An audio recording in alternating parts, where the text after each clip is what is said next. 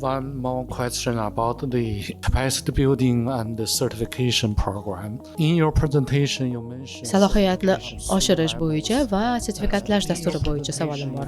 Mutaxassislik to'g'risida gapirib o'tdingiz, ya'ni xalqaro ekspertlar, xaridlar bo'yicha ko'pincha kompetensiyalarga asoslangan dastur tuzilishi kerak. Ushbu dasturda barcha turdagi mutaxassislar uchun standartlar qo'yilishi kerak va shuni asosida sertifikatsiyadan oldin salohiyatni oshirish dasturlari olib borish kerak. Endi savolim paydo bo'lyapti. Bu sohada siz nima qilyapsiz, nima qilasiz va hozirgi status nimada? Ya'ni ushbu mutaxassislarni bo'lyapsizmi, ularga standartlarni qo'yyapsizmi? Nimalar bo'lyapti? what will be done and what is the current status and the timeline? Thank you. Sertifikatlashtirish masalasida 3 ta bosqichli o'qishni mo'ljallaganmiz. Birinchi bosqich direktorimiz aytib o'tganlaridek umumiy hamma uchun bepul bo'ladi. Maqsadimiz keng qamrovli ishtirokchilarni qamrab olish. Dastlabki hisob-kitoblarimizga ko'ra kamida 12 mingta xodimni o'qitamiz, ya'ni bevosita xaridni amalga oshiradigan xarid komissiyasida ishtirok etib turib, platformaga xarid shartlarini qo'ygan holatda xaridni boshlang'ich operatsiyasi amalga oshiradigan xodimlarni o'qitamiz. Buning uchun biz demak 3 ta bosqichda birinchisi bazaviy eng fundamental bilimlari borligini tekshiramiz. Uni keng qamrovli bo'lganligini, ishtirokchilarning ko'pligini hisobga olgan holatda to'liq elektron formatda bo'ladi. Bu qulay.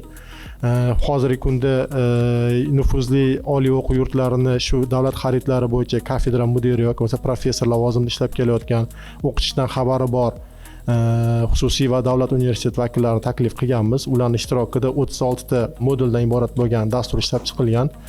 Dasturning o'zi negizi Osiyo taraqqiyot banki tomonidan jalb etilgan xalqaro ekspertlar tomonidan ishlab chiqilgan.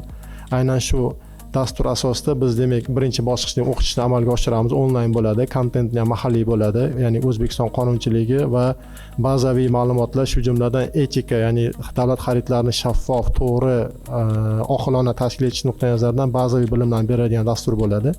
Ikkinchi bosqichda xarid menejeri sertifikatini berish imkoniyatini beradigan va bevosita xarid menejeri sertifikat olgan holatda xarid komissiyasi rahbari lavozimiga tayinlanish imkoniyatini beradigan o'qish bo'ladi.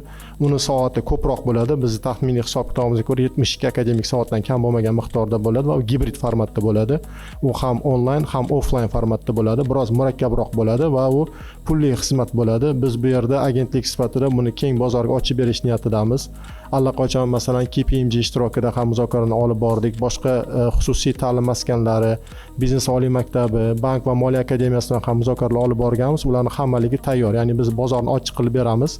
Erkin bozorda raqobat uslubida agentlik tomonidan aytib o'tgandek Osiyo taraqqiyot banki ekspertlari yordamida, Toshkent davlat iqtisodiyot universiteti professor o'qituvchilari yordamida ishlab chiqilgan dastur va biz tomonidan tasdiqlangan dastur asosida shu mustaqil ishtirokchilar darslarni berishadi.